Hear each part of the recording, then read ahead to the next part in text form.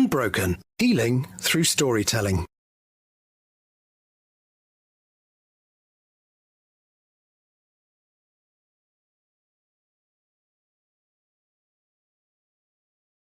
My guest today is Mary Herbert. She is a dedicated mum of 4, spent her entire life searching for a connection with her biological family. While childhood was fairly smooth sailing, the strong desire to connect with her birth family continued to haunt her. After years of closed doors and dead ends, her lifelong story came to fruition, drawing a worldwide pandemic with an ending worth the wait. She speaks to as many people involved in the adoption triad as possible in hopes that her incredible journey may be a ray of hope for others beginning their adoption journey. While adoptions are complicated and her story is shocking, her outlook through each bump in the road brings an array of emotion to any listener, adopted or not. So welcome to the show, Mary. How are you doing? Good. Thanks for having me. Thank you for getting up early and being with us. You're over in America, so Yes, ma'am. that's great. So you always knew that you were adopted, didn't you, when you were growing up? Yes, ma'am. We came from, I have a brother also adopted, and we came from our mother's heart, not her tummy. And that was just what they said to us. Mhm. And it was really never, we spoke about it if we had a question, but it wasn't something we focused on. It wasn't something that made us super different. Occasionally, once a year, in elementary school, they'd ask you to do a family tree and it kind of came up then, but it wasn't really something that was super traumatizing as a child. It's just, that's who we were. I like that expression that you came from your mother's heart rather than her tummy. So Right. I forgot to ask you a question, which I ask all of my guests. I got so eager to get to your story. You know, the show is called Unbroken. So I always ask my guests, what does that word unbroken mean to you? So I was thinking about this because I have listened to a bunch of your episodes, and I think unbroken to me is despite many, many doors being closed in your face, the power through kind of mentality that people can hold if they really desire something enough, makes us unbroken. Despite every hardship and bump in the road, I think to just plow through, like a Mack truck, just to continue on is makes us unbroken. And that's really, really great definition for you because as the listeners will hear, you had many setbacks and knockbacks on this journey to find your birth mother. So Yes, you ma'am. always knew you were adopted, as we started to say. And Mhm. around 18, wasn't it, you decided to look for her? Yeah. So when you're an infant adoptee in the 80s, our agency, it's sort of everything is a closed adoption, or most adoptions are closed. I'm not sure what it's like over there in Mhm. America. In the 80s, everything was a closed adoption. And so you sort of come with a folder. And my parents chose to keep that folder until I was 18. And they thought that that was the right choice. And make sure I had grown up enough to get some information about my past. And so I did get the folder at 18, and that sort of started spinning my wheels to wanting to get to know her and find her. So did start shortly after looking for her. We went through the agency, which is what adoption agencies sort of recommend, is to sort of do it by the books, since they were the one that placed you. And we unfortunately didn't have any success that way. So Because um, you didn't even have her name, did you? You just had no. your date of birth and the area that you were born in. And Yes, ma'am. There's a little bit of unidentifying non-identifying information that comes, her hair color, her eye color, and that sort of gives you a sense of that she's a person versus just a spirit. That she actually exists, and that was cool. When you're 18, any piece of information is welcomed. So I appreciated getting that folder, but it did nothing except for make me want more. yeah, it must have just been very frustrating, I would imagine. Yeah. Yeah. So But the beginning of a journey. So yeah, so then you got married, you had your own family, and you did your own research, didn't you? yes, ma'am. Yeah. So I started looking pretty hard. But when I was married and we were starting to think about children, and um, to not know what your mom has gone through, pregnancy wise, and labor and all of the scary things that come being a female and birthing a child, to Mhm. not know any of that, again, pushed me pretty far forward to try to find her. So I did start looking on my own. And, the internet is a beautiful thing. I didn't have a lot of information, but I had some, and ended up sort of getting lucky and landing on uh, a website. And I sort of remember grabbing the computer and saying, oh my God, like, this is who she's looking for. I'm who she's looking for. And I went home and explained to my husband, like, I think I've found something here. So And she had put out a post saying that she was yes, looking for her birth daughter, and you yes, connected the dots and went, that's me. that's me. Yeah. Yeah. And that's a surreal feeling. You're not quite sure that it's real, especially after looking through so many, search ads for children. I mean, it's not very pleasant to Mhm. read hundreds and hundreds and hundreds. And back then, the internet wasn't as organized as it is right now. Now you can just punch in your birthday, and one comes up if it comes up, and if not, it says there's no results. But back then, you had to really look. So I looked for days and days and weeks, and finally one popped up, and I couldn't believe it. So went from there, and did get to reach out and speak with her. We had one phone call. She said, this is so wonderful. This is so great. And got off the phone with full intention in my mind to continue a relationship. And then unfortunately, I called back the next day, which was sort of the plan, and she didn't pick up. So that sort of started the next 8 years of not really understanding why she said what she said and why she wanted a relationship, and then she didn't fulfill that. Yeah, that must have been quite heartbreaking, because here you are, she's put the advert out, you responded, so Mhm. excited to find each other, and then there was There was radio silence nothing. for 8 years. Yeah, yeah, and I my faith really kind of plays a part in the hard parts of this story, because it's really difficult to think of sitting around for 8 years. But in all honesty, the timing is so perfect, because I really grew a family in the next 8 years. I had 4 children. They were back to back to back. I was really busy. But each time you have a child, and if you're adopted, it's amazing to have a child anyway. But when you're adopted, when you have these children, that's the first person you've ever seen that looks like you. Mm. Like, there's something different about childbirth when you've never met anybody that It's a belongs to you. biological link, isn't it? Yeah, and it's really incredible. So each of those times, along with many others, my birthday, and the kids' birthdays and holidays, Mother's Day, you know, throughout the 8 years, she came up a lot in my mind, because I had had this little taste of what she was like, and then for her to get pulled away was really difficult. Really difficult, yeah. And one day you decided to try the number again, didn't you? And she answered. Yeah. Yes, yes, ma'am. So I just picked up the phone, and knew we had had a conversation, and I had reached out via text maybe once a year, twice a year, just to Mhm. say, are you okay? How are you? And, never got a response. And so, yes, I did just say, there's nothing to lose here. I mean, I don't have her. And so why not? And she did pick up, and I knew she didn't know it was me. I mean, her response was very clear. The gasp, in her voice of, oh my God. And she was very polite after I identified myself, and said, oh, it's so wonderful. And similar to the first conversation. And I never asked, where have you been? Water under the bridge. If I all of a Mhm. sudden had her on the phone, I was just going to soak that up as best Yep. I could. I wanted to know everything, and be with her, know her.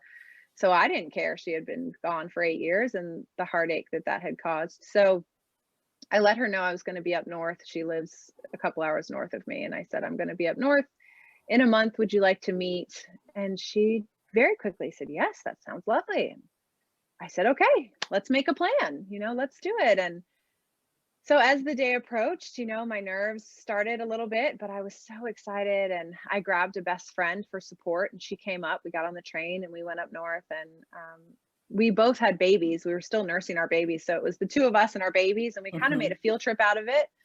And we went up there, and I had gotten my hair done and new outfit, and I just wanted to be my best self. I had waited for this moment for so long. And so I was there, and she wasn't there. So And again, she didn't turn up. no. And this time I was it hurt a little bit more because number one, I didn't have 4 babies that I was getting ready to, like, I didn't have anything going on that was a distraction. This was a really low blow. I had really focused on this being the next step in our relationship. And I joke, but I had displaced myself. Like, I wasn't in the safety of my home. I didn't have my husband with me. I was in another state. I wasn't, am I in the wrong place? But it also sounds like you put so much hope into this meeting, and that's really the heartache as well, wasn't it? So this time I'm going to meet her. Yeah. And, I had played this scenario so many times as far as what this would look like. Would my family be there? There's all these shows on TV that really glamorize the reunion process. And a lot of times it's not like that. Even when the reunion does happen, sometimes it's not like that, as the TV show sort of portray it. It wouldn't make good TV, would it? Right, of course, Yes. of course. So, this unfortunately didn't even happen at all. And I waited a few hours there thinking maybe I had the time wrong, or maybe something happened. I remember sending a text message saying, "Do you need me to come to you? Like, are you okay? Is there something, did something happen?" Benefit of the doubt. I really had hoped that something had happened. There was a reason, but there wasn't. And I'll never know why she didn't show up. She never answered. So I went home and continued my life for a little while. And there was a little bit of anger. I think it lasted a couple days. Again, everything is water under the bridge when you're dealing with somebody that you desire so deeply, and she keeps pushing you back. It doesn't really matter because your heart is so set on the meeting that she could have stomped on my face and I probably would have said, "Give me more," So I did, get on with my life, and I stopped trying quite so hard. And then last March, when the world kind of got weird, right, with the pandemic. It still is a little bit weird. Hopefully when this is out, it might not be as weird. Yeah, it is still a little bit weird, but so much better than it was. Yes. It was just starting in March. So here This is March 2020, yeah. Yes, ma'am. And my husband and I said, we better go out for another date because we saw things started to close down a little bit. So we went to a restaurant. And I remember we always have our phones on the table, which is such poor manners, but with 4 kids at home and a babysitter, like, you don't want to miss a call. And I remember, the phone going off, and it was from her number. And I said, oh, I took a deep breath and looked down to see what the text said, because she's never called me or texted me a day in her life. Like, what could this possibly be? And it was not from her, it was from her partner. And he let me know that he was with her and she was very, very ill. And, I looked at the text, and I remember it was like slow motion. I remember reading it and kind of sliding it across the table to my husband to be like, "You will not believe this," because this is my element. Mom mode is my element. Someone's sick, what can I do to help you? Where can I be? How can I be of service to you? And that's just my natural mothering, is just how I am. And so she's sick. So all of a sudden I kind of dove into that, and I picked up the phone and got all the information, and she was really sick. They were getting ready to put her on a helicopter and fly her to another hospital. And he wanted me to know that she was very, very sick, in case something had happened. And, when I picked up the phone and called him, I just said, "I'm really appreciative of this message, but do you know that we don't speak? Like, are you aware that you have dropped this in my lap, which I'm so appreciative of, but I'm not even sure that she would have wanted that. I don't know. I'm not sure what my place is." Because she was in a coma at this point, wasn't she? She was, yeah. She had been in the hospital almost 50 days at that point. So she had gone in and the world was still normal. But she had been out for, I think, 10 or 12 days when he called me. I'd have to look back and get the number, but she had been out. And so she was very, very sick. And so they were getting ready to take her to another hospital because her little hometown hospital wasn't equipped to get her through. And then she was moved to a hospice, wasn't she? And you went to meet her when she was in the hospice. Yes. So she made the helicopter ride, just to back up just a few days. And she made the helicopter ride, and she started to get better. And before she was moved to hospice, she got better. I mean, it was so strange. I have a friend who's a nurse, and I would call her every day with the update from her partner, and I'd say, "What does this actually mean? Like, what do all these medical terms mean?"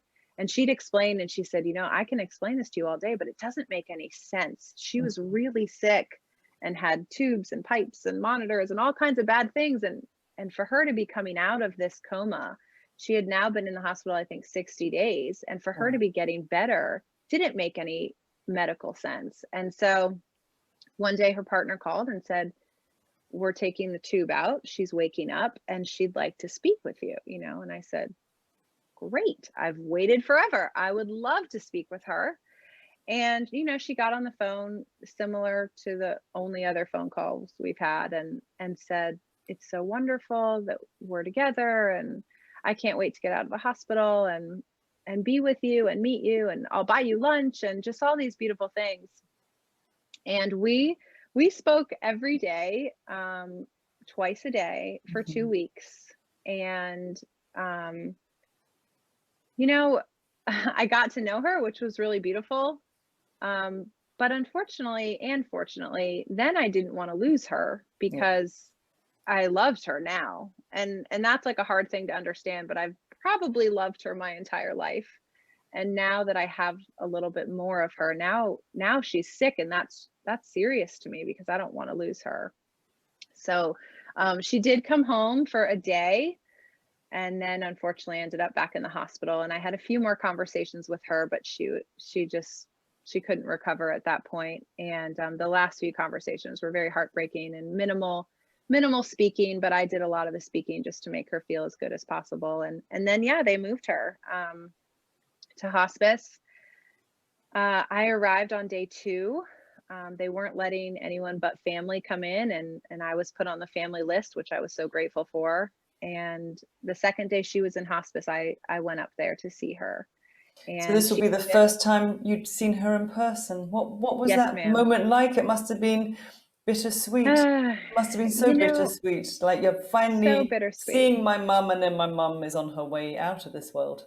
Yes. Yeah, you know, saying hello and goodbye in the same day Yeah. is so bittersweet, but also really hard to comprehend. Just you know, my mind was so set on the meeting and the future of what that held. And just this past month on Mother's Day, my autopilot kind of kicked in. I was telling my husband every year on Mother's Day, I'm like, "What is she doing? You know, is she thinking about me?" And I said it to my husband. I said, "There's a piece of me that still thinks I should kind of run up there because I have found her now. I know where she Mhm. is." And he sort of said, "You know, she's passed." So I don't know that I've really dealt with the passing. I'm so used to not having Yeah, her. that's something else. That's the grief, really, isn't it? Because grief comes in Yeah. waves, and it's accepting it. That's one of the final stages of grief. You know, my father passed away about 23 years ago. It took me a good 10 years to actually. He's not coming back. He really is Yeah. gone. You know, I kept thinking he would just turn up again, but no, he's Yeah. gone. And So the very first time you met your mum, or you had the conversation with your mum, you discovered that you had a brother, though, didn't you? We didn't I say that. did. Yes. Yeah. So when she got off the phone with me, actually, and she said, "You know, I'll call you back. This is so wonderful." She said, "I have to go pick up my son. He's, you know, 8 years old and getting off a school bus or of something like that." And I said, "Great. I can't wait to," you know, she said, "Well, he doesn't know, you know, about you, but he's little. I intend on telling him." So I did always know that I had a half brother. Mhm.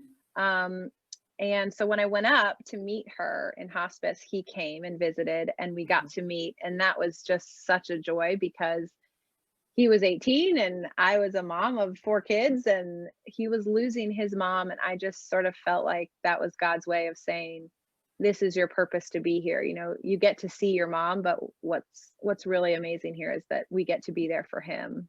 And So he's I become love a him like part. my own. He's a part of your family now, isn't he? Yeah, I love Yeah. him. You know, he's in school, he's in college, and he's got this great internship for the summer. But when he comes down, and he's like a kid, you know, he's one of us and we love him. And so the two of us got to know each other a lot. And I was there about 8 hours, maybe 7 hours. And, you know, she never woke up. And the moment before I left, you know, I asked her partner and my brother, I said, "Can I just have a moment with her? Because I'm never going to see her again. You Yes. know, I need to say goodbye." I remember sitting next to her bed, just like begging her, which is not something I like to tell a lot of people, but it's part of the story. And, begging her to please wake up. I remember putting my hands on her saying, like, I have come all this way after so many years and we're finally together. Like, can you just please wake up? And, it wasn't God's plan. I really think that all the times we could have met, it just wasn't meant to be. I did get to squeeze in this one visual, image of her. I was in the room. We did breathe the same air, but we just weren't meant to converse like that. And so I went home pretty heartbroken, but full of joy because I did have this brother and he was so great. So for the next 10 days, she was in hospice for a really long time. It's a long time for her to be there. And my brother and I, we talked every night. He would show up and sit next to her bedside and he would call me up and say, how are you? What do you want to talk about? We sort of helped each other get through the last week of her life. And on day 9, I got an email. I had done my DNA, as had my brother, but his DNA wasn't in yet. We had just met, so it takes a couple weeks. And I had gotten an email that I had a match, and I pulled it up thinking maybe it was like a mistake because I had looked at my DNA before. This wasn't something new, and I had just had a search angel who's like someone who helps you with your DNA, and I had her take a look, and she said, you need to check your email and kind of look at this. And there it was, staring me in the face. There was a sister there. And this wasn't a half sister, this was a full sister. A full sister. Yes, ma'am. And so I called my brother and I just said, I think there's another one of us.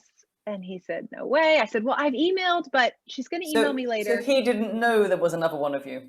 No, neither of us knew. Okay. And she is 17 months younger than me, so I'm the oldest. And so there was another baby that she had given up for adoption. Mm-hmm. I had connected with her, and so I called my brother and I said, it's true, there's another one. And I remember him being like, oh my God, Mom. We were kind of on the phone and he sits next to her while we chat, and we sort of thought she could hear us, talking. And well, they do say the hearing is the last thing to go, don't they? So yeah, keep speaking. Yeah. So we sometimes would talk on speaker, or we would like just talk about silly things. And I know that she heard us when we were chatting next to her that day I was up there. I know it. And so we had found this sister, and he just couldn't believe it. I mean, he's 18 and all of a sudden he has 2 sisters now that he didn't know about.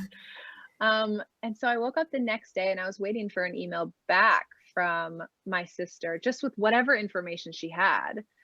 And I opened the email thinking, well, you couldn't have any information. Like, I just met the lady. Mm-hmm. Like, you can't possibly know anything about her. I just met her and I know her son, and how could you, know anything? And I opened the email and it was fairly lengthy. And I said, wow, okay, let's sit down and read it and see what she has to say. And sure enough, she said, I am your sister, and I'd also like to introduce you to your brother.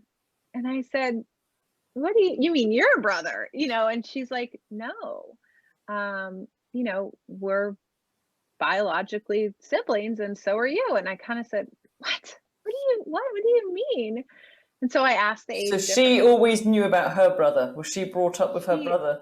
She and her brother were brought up together, and actually they knew about me because I was the first. And so I guess when you fill out adoption paperwork as a birth mother, you have to write previous children, so just they were adopted together then. Well, no. So I was placed for adoption. Mm-hmm. 17 months later, my sister was placed. Okay. And then 22 months later, my brother was placed. So all of us were placed as infants. She just went back to the place that she had put the second daughter, and she had put them together on purpose, intentionally. And then I keep reading the email, and at the very end, the last sentence, I mean, my mind is so blown. And at the last sentence, she says, oh, and also we've connected with another sister. And I said, is this a movie? Like, is this a joke? I almost felt like duped for a moment. I just said, this can't possibly.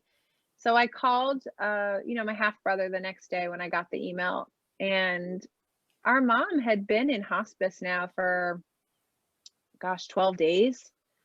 And I said, just go ahead and put me on speaker. We have to have a little conversation with, we'd call her mama, like Mhm. just as a sweet term. And I went ahead and explained what the email had said and went over the timeline and that there were 4 of us that she had placed for adoption. And then, we kind of went over that 12 years later she had a child, which was my brother, and Mhm. kept him. So there are 5 of us. And So there's 3 you know, girls and 2 boys, and the yes, youngest boy is your half brother, and all the yes. others are full brothers and sisters. The first 2 of us are full. The Okay. others are half. Hmm. Okay. Yeah, Wow. the others are half. So here you are thinking it's just you going to find your birth mum, and then you just discover you're a family of 5 siblings. Yeah, it's really, it's so beautiful, and we're all at different points in our life, which I love. We're not we are similar in some ways, but we're just living different lives, to think that we're all biologically connected is really special. But I Um, imagine it must create so many questions that you might never get the answers. Your mum had 5 kids and she placed 4 for adoption, and you've got absolutely no idea why that was and why she carried on having kids as well. If she were giving them up for yeah. adoption and then kept them as for me, I would want to understand what was happening. Yeah, and I think I've come to peace about not knowing, and I like to think that that was pretty intentional also, because I imagine how difficult it would be not only to answer to me, but to answer to 3 others also asking the questions, and how complicated it would be. Why did you place those 2 together and us differently? And why didn't you keep this one but you kept that one? And I just think as difficult as her life probably was, um, when I let my half brother know that we had all kind of found each other, he let her know, and then she was free. And, it was sort of a moment of release, because she passed very shortly after we let her know that we So had all found each other. yes, it seems in her death you were all connected. Hmm. Yeah, It's, which is it's, it's amazing, really. beautiful. It is. It I mean, it's is. so moving, but it's incredible, isn't it? That her death brought Yeah. you all together. Yeah, as tragic as so many pieces of that story are, and so sad and so much loss, and then at the end to lose the piece that holds us together, is just so sad. But to think of the legacy, I mean, even if all 5 of us did nothing with our lives, uh, and we are doing some amazing things, but to think that she has left 5 humans on this planet in her short amount of time. I mean, that's how many people can say that? I really think that was her purpose, was to give all of us life. And that you're all now connected and you all know of each other. And Yeah. do you all speak? Are you all close? Or how does it work out? It comes and goes. We there's a term in the adoption community called the honeymoon phase, and everybody, when you meet your biological family of any type, a brother, a sibling, a father, a mother, you go through this phase of wanting to know everything and talking a lot and being on the phone a lot, and trying to understand, oh, I'm like that and you're like that and we look like each other. And so I think that happened for each of us, at least with me. I don't know how they interact, but with me, I kind of went through a phase like that with each. But time to time we chat and wish each other Merry Christmas, and we'll call each other up if something happens exciting. Um, it's we're here the rest of our lives, and so it's not really a rush, but it's so nice to know. And I think it's really nice for my half brother to know that he's got some other people also around. Absolutely. And so you decided to write your story. It's not yet Yes, published, your book, and not yet finished, I don't not yet. believe, but it is No, an incredible story. I mean, you really couldn't make it up, could you? no, ma'am. Yeah. How is Yeah, the writing process going? And how do you I fit think. that in with 4 children? Oh, well, late nights, early mornings, soccer practices. I'm known for sitting at the soccer practice with my computer, because my kids are on the field and I can just write and be quiet for a moment. So it's coming along. I'm really excited about it. The story, it's very healing to write. As I'm Yes. writing, I think, oh my gosh, I never thought of that. Or That's why I acted like that when I was a teenager. I mean, things just really come up, and even memories I've never seen before, I can see while I'm writing. I mean, it's an amazing process. If you've had an amazing story, you should write it down, because the healing that goes on while you do that is, I recommend. Yes, it As you sounds. know, as you I know. have written one as well. Yeah, it sounds very cathartic for you, and you're right. Things come up that you think, I never looked at it that way before, and it Right. helps to make sense of stuff, doesn't it? Absolutely. Yeah. Mhm. And you, by the time this is aired, your new website will be up and running. Can you tell us what it is? How we can find Yes, out more about ma'am. you? Yes, ma'am. So that'll be at becauseadoption.com. Mhm. And this idea all just started with a little Instagram page. I was just looking to connect with other adoptees and other people involved in adoption. And as I was trying to figure out a name, I sort of said, I act like this because of adoption. Like, I Okay. am the way I am because of adoption. And so that's where that stemmed from. So everything you look up because adoption, my things will pop up. So Yeah, that's brilliant. where you'll find me. Well, thank you so much, Mary, for getting up early and for Oh no. sharing your fantastic story with us. It's yeah, it really is quite incredible. What a journey. Thank you. Thank Yeah. you so much for having me. Unbroken, healing through storytelling.